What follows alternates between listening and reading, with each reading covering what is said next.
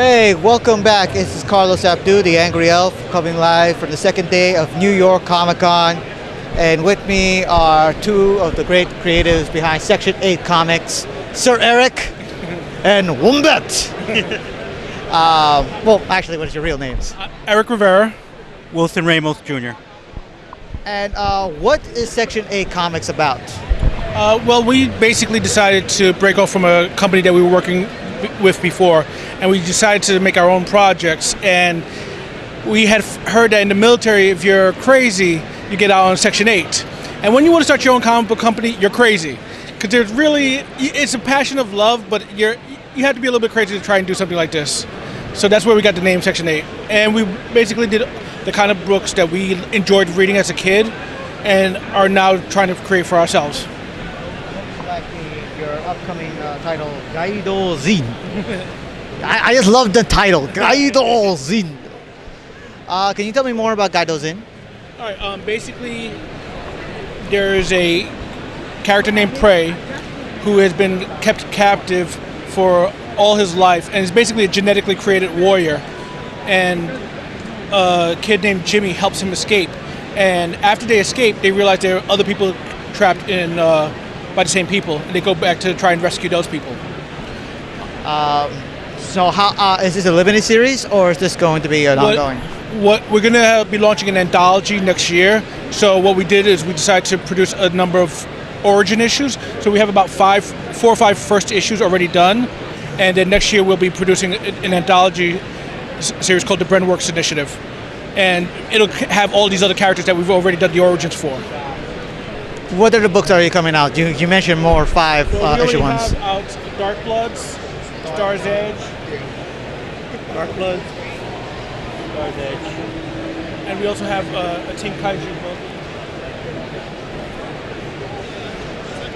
I guess you can see the entire gamut of the titles over at these awesome trading cards. So let me ask, are you an artist or a writer? I'm a writer, he's an artist. So how is the creative process like, while also trying to balance the business section of making your own comic book? Well, I handle the art section of it, and he handles the business section of it. Yeah. So it's basically that kind of thing. We both came into the company with our own ideas, our own characters, and then we figured out a way to make them merge into the same universe. And so while he's writing some stories, I handle the artwork, and between the both of us and the other people that are working with us, because I know a bunch of other artists, and brought them in together. So we're basically building a team of people we want to work with, and the main thing is to have fun doing it. Because I've worked in the industry as a freelancer for 20 years now, and I know what it was like to work at Marvel. I know what it's like to work at DC and for a bunch of independent companies, and basically through the learning process, what I liked out of each of them we incorporate into our series. It's funny that you mentioned that that you are in charge of the art while also trying to help with the other artists trying to do their work. And you also mentioned several artists bringing their ideas to life, but at the same time incorporated in the same universe. Is there like some kind of cohesive house style or a cohesive... Artistically, no. But story-wise, I'm also the story editor for everything to make sure that it all fits into our universe. Because it's all connected, when I have a different writer working on something, I have to work with them closely and basically let them have some idea of where our final goal is, so that way they write with that in mind. One of the main things, even though a house style is cool in itself, we didn't want to limit any of our artists. They each have their own strengths and weaknesses, and so when we picked a particular book and picked an artist for that book, like Star's Edge, the book takes place in space. There are a lot of aliens, and the artist on it, Gino DeSico, we wanted him to go all out with his aliens, and that's what he does very well. His creatures and aliens are so different than, let's say, Nadir, who did Gaidojin, but since Gaidojin takes place on Earth and it's a more serious book, they're completely different art styles, yet you could almost say that Star's Edge and Gaidojin are brother books. because of the overlapping thing. Yes, the whole universe is together, but each section has its own type of feel to it. Right. Like Dark Bloods, Has a which very is hip-hop urban is our horror book, yet it still takes place in the same universe. And D. Douglas was the artist on this particular book. We do have. We try to run the gambit on stuff too. Why limit the art style to just the same thing? So this way here, we feel that each time someone visits a book, they're getting something completely different yet familiar. Speaking of completely different, out of all the titles, where does this Ninja Mouse fit into this? Ninja Mouse was our inaugural book. Basically, this man did a 24-hour comic. He put that book together, 24 pages in 24 hours. Once that was done, we were like, what's it going to take us to actually print up that book? So that was kind of our test book for actually producing the book. We had all the art, but it's like, how long would it actually, what was it going to take us to actually make the book? We found out it wasn't as difficult as we thought it would be. So from there, after he had created that book, we're like, well, let's do all the other projects that we really wanted to do.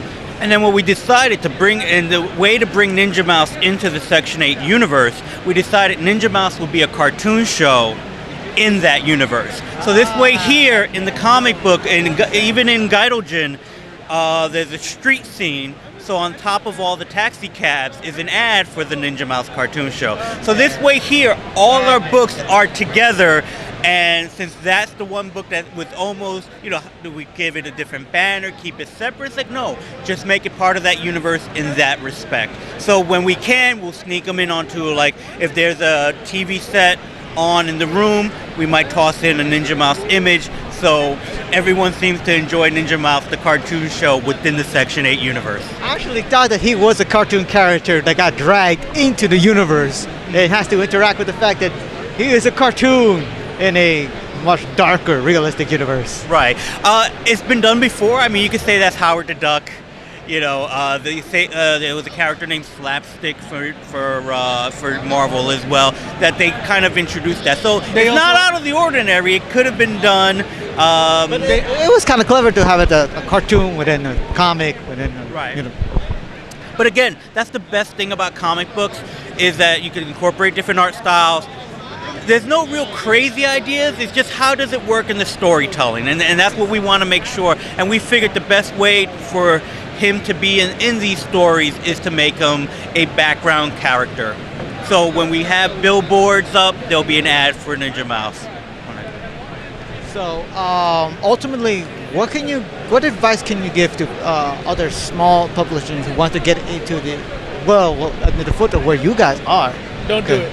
Don't do it. This is a labor of love, and I've always said that if I can talk you out of doing it, then you don't have the heart to do this. If you listen to me and say I'm crazy, that you still want to try it, then you know you're going to be facing a lot of uphill battles. One of the things you got to do is you really have to kind of sit down and map out and do your research. How much is printing going to cost? How much is getting the artists? And all that. You have to sit down and sit down and do the homework before you even get to doing the production work. So that way you have an idea of what you're facing. And I think that's one of the harshest things, is that people don't realize, oh, I paid for the artist, I paid for the inker, I paid for copy editing. Well, now you got to market the book. You have to now go to do conventions. You have to now, do whatever podcasts or whatever things you can do. And that's another step that people don't realize. There's like a whole larger idea involved if you're starting a smaller company. And you just got to go, and there are other companies like ourselves who, if you go ask them questions, they'll gladly tell you, look to this, look to that, different things that you should look into. There's a lot of little details that'll get you every time. We actually did one convention where we forgot our books. We both miscommunicated, and we're like, you got the books, right? Like, no, I thought you had the books. Because we were only bringing like a handful, because we weren't doing an actual table, we were just doing a walk around. Ultimately,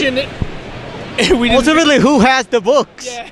Well, yeah, exactly. So it's basically what he was saying is to have your homework done. Now is, and I hate to use the word easier, but now is an easier time to publish your book, because you have places like Kablam, which do print on demand. Comixology, so if you didn't want to print and go digital, that's the way to go. There are so much more outlets now to get your comic books there that now is a great time to do a lot of comic books. But as you said before, it's doing your homework. Not only do you have to have an artist draw the book, you have at least 5 people working on the book: penciler, inker, colorist, letterer. The digital pre-press guy that people forget about, because that was, the equivalent at Marvel is the Marvel bullpen. They're putting all the books together. But if you don't have a person that does that, you have to do it yourself. So that's Photoshop, InDesign, putting those files together. If you wanted to do it for print through Diamond or any other distributor, if the print is different than, let's say, Comixology. So you need someone who knows how to do the pre-press to make it camera ready for digital.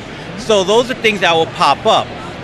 The table cost for conventions, as he said before. So once you have all that into place, then you can go out and do it. So I would say, if you have a part-time job somewhere, save up a lot of money, do your homework, and this way here, because it is so much easier when you have some money put into it, into the project.